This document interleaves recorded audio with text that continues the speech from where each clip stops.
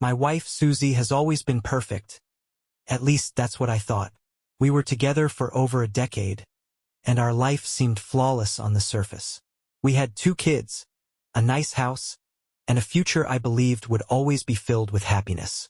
Every day, I came home to her with a smile on her face, the kids running up to me, and everything in its place. We were a picture of the American dream, at least that's what it looked like. But one day, everything changed.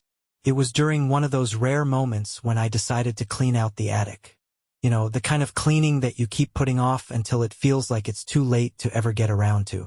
As I sifted through old boxes of junk, I found a yellowed envelope tucked between a pile of forgotten birthday cards and our wedding photos. It was addressed to Susie, but there was no return address. Curiosity got the better of me, and I opened it. What I found inside made my heart drop. It was a letter from a man, expressing deep romantic feelings for her. The letter was dated several years ago, around the time when I noticed the first cracks in our marriage. She had started staying late at work more often, going on business trips that she never seemed to talk much about. She'd even taken vacations with her friends, leaving me behind with the kids. At the time, I brushed it off as work stress or just her trying to have some personal space. But now, holding that letter in my hands, I saw everything so clearly. This man, the one writing to her, wasn't just anyone. He was someone I knew, someone I trusted. I stared at the letter for a long time, my mind racing as I pieced together the clues I had ignored for years. I felt sick, betrayed. Every memory, every moment of happiness with her felt like a lie. I couldn't confront her right away. I had to be sure. I had to find out the truth. The next few days were a blur. I couldn't focus at work, couldn't even look at Susie the same way. I tried to stay calm, but every time I saw her, all I could think about was the letter. I knew I had to find out more, but I couldn't just ask her. I wasn't ready to hear the truth yet. So I started my investigation, though I had to be careful. I didn't want to tip her off. I began to snoop, just little things at first. Her phone, her laptop. I was careful, checking things when she wasn't around, trying not to make her suspicious. But every time I thought I had found something, it turned out to be nothing. Her texts were normal, her social media posts were just her usual updates. But there were moments, small things, where I felt like I was standing at the edge of a cliff, knowing I was about to fall, but still not seeing the full picture.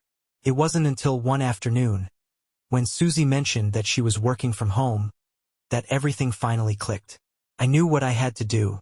I installed a hidden camera in the living room. Nothing obvious, just a tiny, discreet camera in the corner. I wasn't proud of what I was doing, but I couldn't let this continue without knowing the full truth. And then, that evening, it happened. The camera caught it all. As I watched the footage on my laptop, my stomach twisted in knots. Susie had invited him over. The man from the letter, my best friend from childhood. The man I had trusted more than anyone in the world. I was paralyzed, unable to look away. There they were, right in our home, my wife, the mother of my children, with the man I had called my friend. They didn't seem to care about hiding anything. The way they looked at each other, the way they touched, it was all there, undeniable. I didn't know what to do. I should have been angry, furious, but instead, I felt a nothing. A numbness settled over me as I watched them, piece by piece, shattering my entire life. I needed more proof. I had to be sure. I set my plan into motion. The next few days were a blur of anger, confusion, and pain. I had all the proof I needed, but I couldn't bring myself to confront Susie yet. Instead, I watched the videos over and over, letting the realization sink in. My wife, the woman I trusted more than anything, had been betraying me with my best friend for years. It was the most gut-wrenching thing I'd ever experienced. But I knew I had to act. I wasn't going to let her get away with this, not without facing the consequences. I made arrangements. I secretly booked a meeting with a lawyer, filed for divorce, and made sure I had everything in place before I confronted her. I even took the step of getting the kids to stay with my parents for a weekend, so I could execute my plan without any distractions.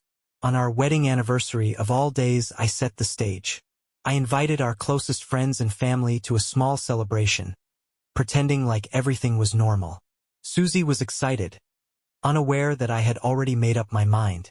As the evening went on, I waited for the perfect moment. Then I made my move. I turned on the projector, and there, on the big screen, I showed everyone the evidence. The emails, the texts, the video footage, everything.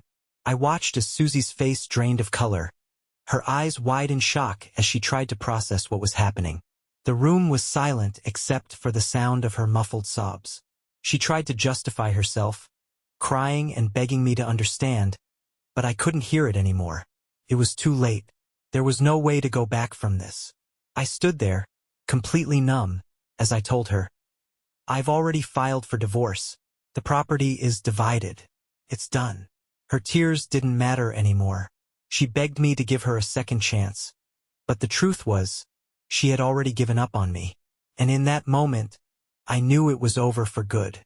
The shock of everything still weighs heavily on me, but there's a part of me that's relieved, too. I've moved on. I found love again. Real love, built on trust and honesty, something that never existed in my marriage. And the best part? I no longer feel the constant fear that I'll wake up one day and find everything slipping away. This story taught me something crucial. Sometimes, the truth is right in front of us, but we refuse to see it. If you have doubts, trust your instincts. Don't ignore them. You deserve someone who values your love and your trust.